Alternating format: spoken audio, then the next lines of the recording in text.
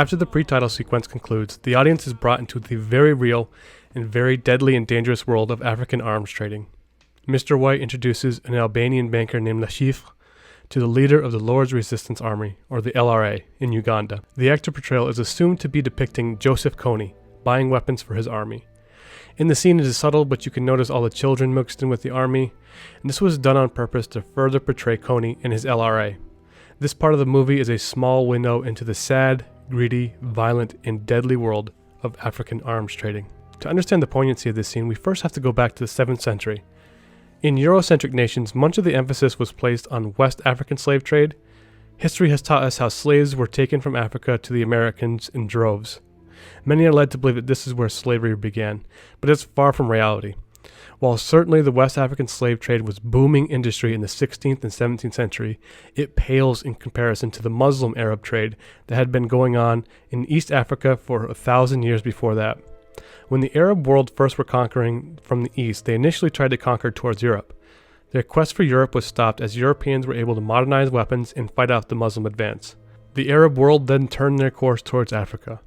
In Africa, the Arab world found a new source of slaves. As Africans converted to Muslim and began enslaving other tribes, new slave routes were created. It is against Muslim religion to enslave other Muslims, so the conquest for slaves was passed through non-Muslim tribes and nations. The route to Saudi Arabia went through the Red Sea, as the Arab nations were supplied with slaves. For Africa, this merely boosted an already in-place practice of slavery. Africans enslaving other Africans had long been a way of life prior to Arab arrival. With a newfound rise in demand, Muslim Africans were now enslaving non-Muslim Africans at an accelerated rate. As the 16th century began, European nations began colonizing throughout the world. Colonies in Asia and the Americas created a heightened demand for slaves. Initially, the Portuguese, with their vast and well-established trading routes, were the first to embark on the slave trade, and by the 17th century the Dutch and Great Britain had grown their networks. In the East African trade, Zanzibar, Tanzania, a small island just off the mainland coast, was a main hub. It is now a tourist destination for those looking to explore clear, white, sandy beaches, but for centuries this was a marketplace for slaves to be shipped across the Indian Ocean for cultivation of spices and raw materials. What did the Africans get in return?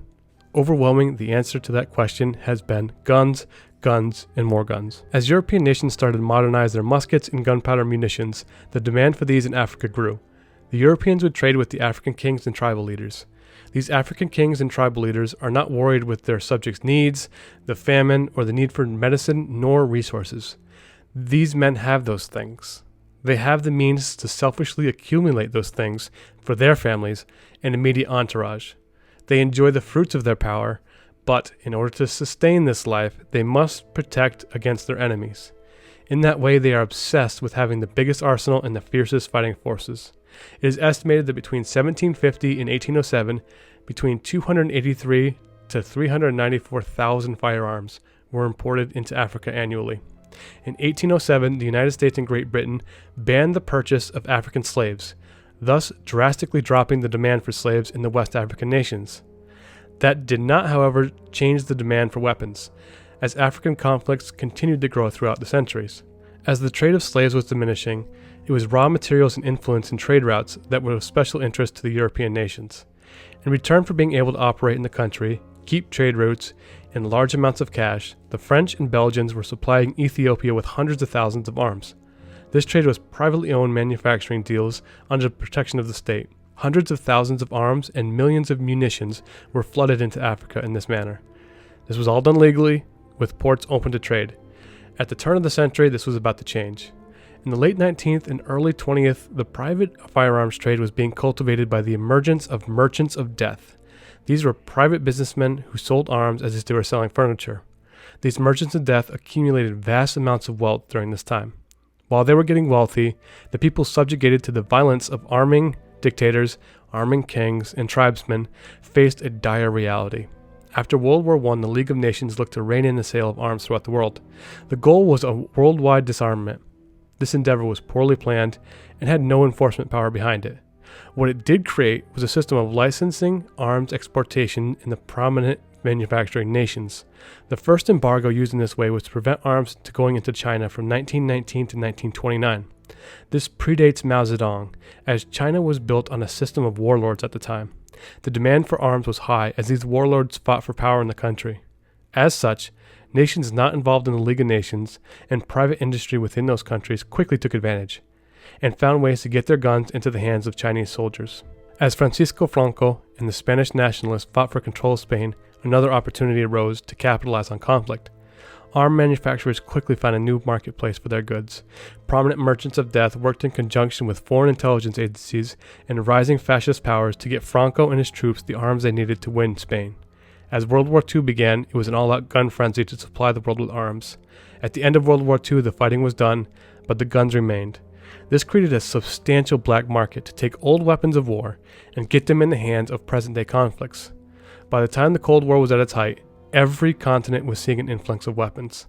The smart, smaller nation leaders would leverage the threat of going communist or going capitalist against the USSR or the USA to get themselves some state-sponsored arms. In 1991, the Soviet Union fell, and that meant the state-sponsored deals were falling through too. With state-sponsored arming diminishing, it was back to Africa for these dealers. Africa has never known a time without conflict, and Africa remained a reliable place to make money from conflict.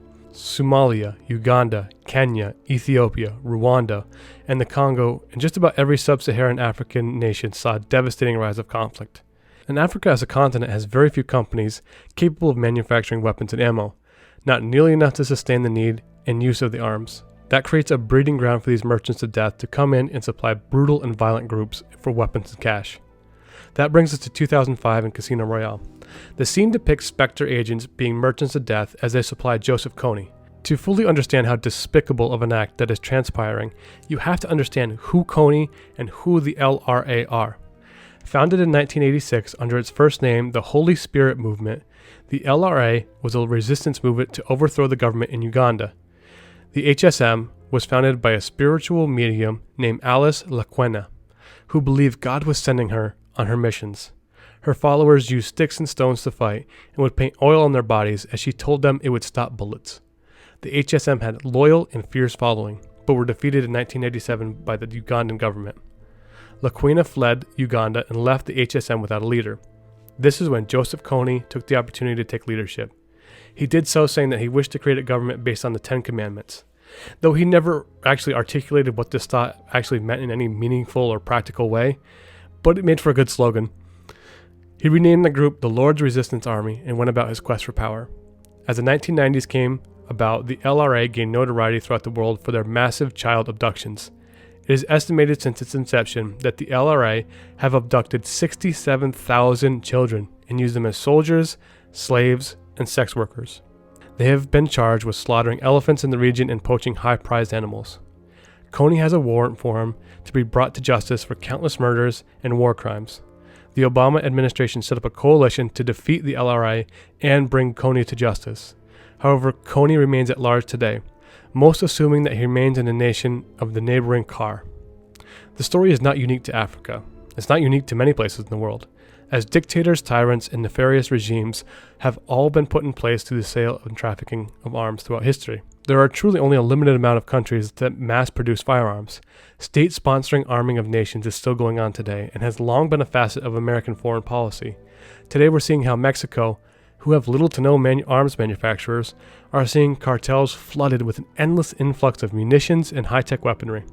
Afghanistan is another example of pre-9/11 where the United States would arm the Mujahideen with Soviet weapons by way of Venezuela. As the value of arms outweigh the desire for these nations to spend their money on resources to better nations, it remains a question of what to do going forward. Have any provisions in the past worked that could be used going forward? As international laws have attempted to further crack down on these types of merchants of death deals, a new creative way to sell arms has been created: floating armories. Most countries do not allow ships to enter their waters carrying armed guards, let alone stockpiles of weapons for sale.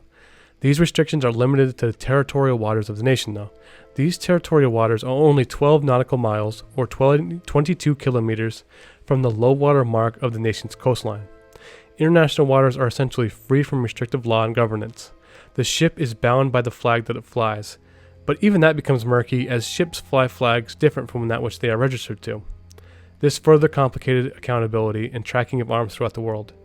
The only burden to bear is on the buyer to bring the purchased arms back into the country.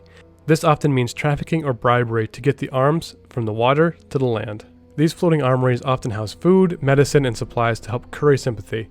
They are sometimes referred to as logistic support vessels, as a further way to mask their cargo. These ships can claim they're on mercenary missions or missions for beneficent purposes. These ships are also careful to keep their embarking and disembarking restricted to only places where the laws are in favor or non-existent.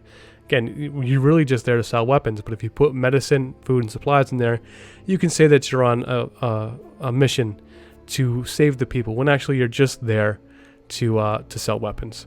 The idea is to stay legal while avoiding accountability. The floating armories are accompanied by other ships that will protect the armory, as well as keep the contents of the armory in international waters. The accompanying ships will be the ones to go into the nation waters, dock, do their business and dealings, and transport the buyers to international waters. This keeps the arms safe from confiscation and inspection, while allowing the business deals to take place. The main concentration of these vessels are in the Red Sea and the Indian Ocean. These would be the types of vessels that Spectre would operate and sell arms to a man like Kony. It's a genius way to avoid any scrutiny or end up in a white known nation's domain, where the laws can be arbitrary or capricious. While this practice is not illegal, it creates an operating environment where piracy and the fear of terrorists overtaking these vessels and weapons falling into the wrong hands. The demand for weapons never seems to go away as the perpetual conflict and violence supersedes the desire for peace. In the business of arms trafficking and sales, peace hurts profits. The main profiteers of this type of trafficking are impoverished, war-torn areas like Uganda, Somalia, and Ethiopia. These tribal-type countries with high violence are the perfect place for these floating armories to make their money. The question of morality and ethics have no place in the world of arms trafficking. This world, the world of gray and of violence, it's exactly the type of world that makes for great Bond stories like the one in Casino Royale. Like what you saw, then hit that subscribe button. Comment down below and leave a like and hit that subscribe button.